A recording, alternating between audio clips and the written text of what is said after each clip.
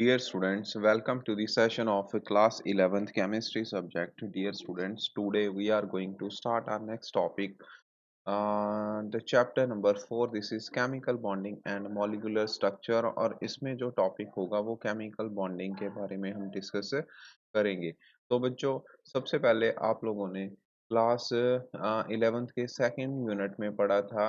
क्या पढ़ा था वहाँ पे आपने स्ट्रक्चर ऑफ एटम के बारे में डिस्कस किया और जो थर्ड यूनिट था उसमें आपने एलिमेंट्स की क्लासिफिकेशन करी। ठीक, उसके बाद उनकी वेरिएशन, जो एटॉमिक प्रॉपर्टीज की वेरिएशन है कि डाउन द ग्रुप कैसे एटॉमिक साइज वेरी करता है, कैसे आयनाइजेशन एंथैल्पी वेरी करती है, similarly electron gain enthalpy, electronegativity और सिमिलर ट्रेंड आपने अलोंग द पीरियड भी जाने थे। ओके, तो बच्चों, आप लोगों ने देखा कि पीरियोडिक टेबल में अराउंड 118 एलिमेंट्स हैं, उसमें से भी कुछ रेडियो एक्टिव एलिमेंट हैं। ओके, तो इतने इतने कम नंबर ऑफ एलिमेंट्स के साथ there are so many, around I can say million of known compounds, जो हमें पता है कि ये वाले कंपाउंड्स बनते हैं। तो वहाँ वहाँ कहाँ से बन रहे हैं? वो एलिमेंट से बन रहे हैं। तो हमारा अब नेक्स्ट टॉपिक यही रहेगा कि वो एलिमेंट्स डिफरेंट एलिमेंट्स से कैसे वो कंबाइन करके एटम्स मॉलिक्यूल बनाते हैं और क्यों वो एटम्स कंबाइन करते हैं। सेकेंडली, क्या डिफरेंट डिफरेंट वेज है जिसके साथ एटम्स कंबाइन कर सकते हैं और उन मॉलिक्यूल्स की डिफरेंट शेप्स क्या होगी, ये आप लोगों ने इस यूनिट में डिस्कस करना है। ओके, तो सबसे पहले तो बच्चों हम जानेंगे कॉज ऑफ केमिकल बॉन्डिंग। ठीक है, what is the cause of chemical bonding here. तो कॉज ऑफ केमिकल बॉन्डिंग क्या है बच्चों, वो हम डिस्कस करने वाले हैं यहाँ पे। ओके, तो सबसे पहले तो बच्चों याद रखना कि जो वैलेंस इलेक्ट्रॉन्स हैं, ठीक है, ये बहुत ही इंपॉर्टेंट है। वैलेंस इलेक्ट्रॉन, पहली बात आप लोगों ने याद रखना है।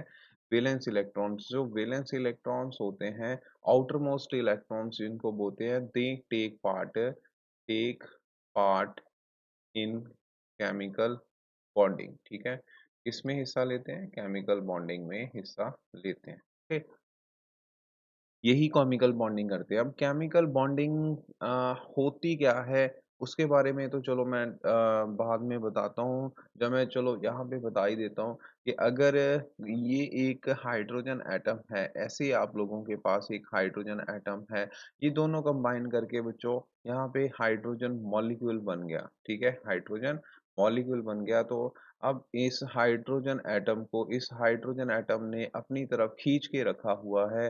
तो जो ये फोर्स है, ठीक है, और ये फोर्स कैसी होगी? फोर्स ऑफ अट्रैक्शन होगी। ठीक है, क्या होगी? फोर्स ऑफ अट्रैक्शन होगी, दैट एक्ट बिटवीन जा आप ऐसे लिख लो, force of attraction which hold, ठीक है, आप ऐसे लिख सकते हो, which hold the constituent atoms constituent atoms together. Okay, जो उस एटम्स को, दोनों एटम्स को एक मॉलिक्यूल में बांध के रखती है, उसको हम फोर्स ऑफ अट्रैक्शन बोल देते हैं। और यही फोर्स ऑफ अट्रैक्शन जो है वो केमिकल बॉन्डिंग होती है। ठीक है, तो अब कॉज क्या है, क्यों केमिकल बॉन्डिंग हो रही है वहां पे? द रीजन बिहाइंड इट, जो वैलेंस इलेक्ट्रॉन्स हैं वो बच्चों केमिकल बॉन्डिंग में हिस्सा लेते हैं और जब वो कंबाइन करते हैं, सबसे पहले वहां पे जो एनर्जी है, decrease in energy. Okay, energy जो है वो क्या करती है? डिक्रीज करती है। मतलब ये फंडामेंटल ट्रूथ ही है नेचर का कि जितने भी सिस्टम है वो अपनी एनर्जी, पोटेंशियल एनर्जी को लॉस करके, ओके, पोटेंशियल एनर्जी को लॉस करके ज़्यादा से ज़्यादा स्टेबल होना चाहते हैं। जैसे आप लोग अभी +1 में हो, ठीक है, तो आप you have full of energy, okay, full of energy, but you are unstable right now because you do not have any job, you do not have any work. Why you are studying? Because you want to be successful, you want to be stable in your life। okay, तो आप जैसे जैसे grow up करोगे वैसे वैसे आपकी जो stability है वो इंक्रीज करेगी। क्यों? क्योंकि आपको अपने स्टेबिलिटी क्या है, आप स्टेबलाइज हो गए हो, ठीक है। अभी आपका स्टेबिलिटी लेवल 10th क्लास का है, ठीक है। तो उसके बाद जैसे आप 12th क्रॉस कर लोगे तो आपका स्टेबिलिटी लेवल 12th क्लास का हो जाएगा, ओके। तो ऐसे ऐसे स्टेप बाय स्टेप आपकी स्टेबिलिटी इंक्रीज करती जाएगी। स्टेबिलिटी का मतलब है आप फिर धीरे धीरे समझदार होंगे, आपकी एनर्जी भी लॉस होगी। जैसे आप मान लीजिए आप 70s की एज में चले गए, अब आप मोर सक्सेसफुल हो, मतलब आप स्टेबल हो, आपने सब कुछ अचीव कर लिया है, बट आपके पास एनर्जी नहीं है, ठीक है। तो आपके पास एनर्जी नहीं होगी, तो इसका मतलब वहां पे क्या है, जैसे ही स्टेबिलिटी इंक्रीज करती है एनर्जी डिक्रीज करती है, ओके। सो नेक्स्ट यहाँ पे क्या होगा, क्या रीजन रहता है, increase in energy, increase in stability, okay, increase in stability. और स्टेबिलिटी कैसे अटेन करेगा, कोई भी एलिमेंट या तो वो अपने वैलेंस में 2 इलेक्ट्रॉन पूरे करेगा, जहाँ वो अपने वैलेंस में 8 इलेक्ट्रॉन पूरे करेगा, ठीक है। मतलब या तो वो ड्यूप्लेट बनाएगा या फिर वो ऑक्टेट बनाएगा, ठीक है। इसका मतलब ये हुआ कि उसकी वैलेंस में आप लोगों ने याद रखना है, 2 का मतलब है हीलियम, ओके, 8 का मतलब है, बाकी 8 इलेक्ट्रॉन्स का मतलब होगा कि वो नोबल गैस कॉन्फ़िगरेशन अटेन करेगा, ठीक है। क्या करेगा, नोबल गैस कॉन्फ़िगरेशन अटेन करेगा, तभी वो कंबाइन हो पाएगा, ओके, किसी और कंबाइन करने के बाद वो स्टेबिलिटी मतलब अटेन करेगा, ताकि उसकी जो वैलेंस के हैं 8 इलेक्ट्रॉन वहां पे पूरे हो सकें, okay. So this is the main reason, इसको इंक्रीज इन स्टेबिलिटी। स्टेबिलिटी कैसे इंक्रीज होगी, नोबल गैस कॉन्फ़िगरेशन अटेन करके, ओके। डिक्रीज इन एनर्जी वो कैसे होगी, नोबल गैस कॉन्फ़िगरेशन अटेन करके।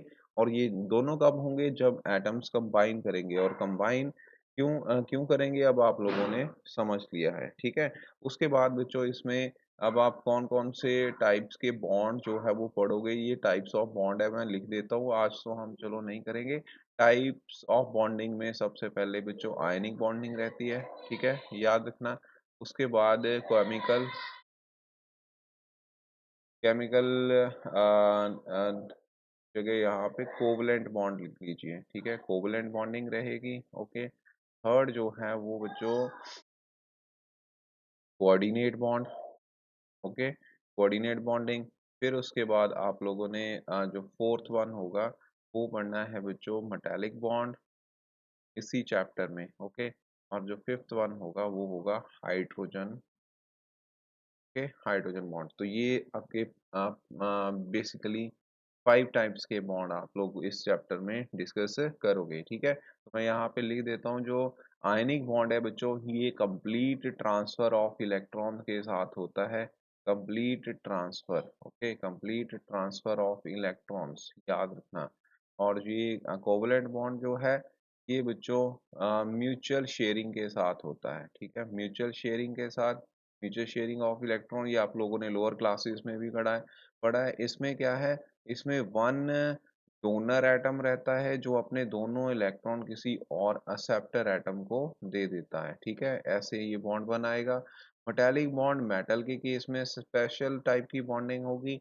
और हाइड्रोजन बॉन्ड ये 3 इलेक्ट्रोनेगेटिव एलिमेंट फ्लोरीन, ऑक्सीजन और नाइट्रोजन के साथ बनाता है, ठीक है। तो ये बच्चों आपके 5 बॉन्ड होंगे यहाँ पे, ठीक है। उससे पहले आप लोगों ने लुईस स्ट्रक्चर्स के बारे में भी पढ़ना है। लुईस स्ट्रक्चर क्या होती है, लुईस पर्सन का नेम है जिसने इसके बारे में बताया था।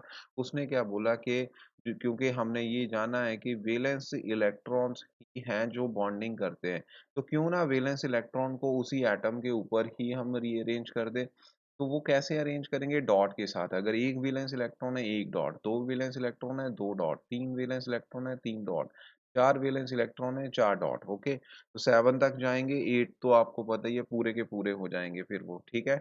तो ऐसे आप बना सकते हो, जैसे कि अब लिथियम है, तो लिथियम का atomic number 1s2, 2s2, 2s1 इसकी इलेक्ट्रॉनिक कन्फिग्रेशन है, क्योंकि एटॉमिक नंबर 3 हो गया, तो इसके वैलेंस के इलेक्ट्रॉन ये बने, तो इसका आप 1 डॉट के साथ रिप्रेजेंट कर दोगे। ऐसे ही हाइड्रोजन है, 1s1 है तो 1 इलेक्ट्रॉन। एल्यूमिनियम है, एल्यूमिनियम कैसे लिखोगे, नियॉन, 3s2, 3p1, ओके। तो यहाँ पे 3 वैलेंस इलेक्ट्रॉन आ जाएंगे।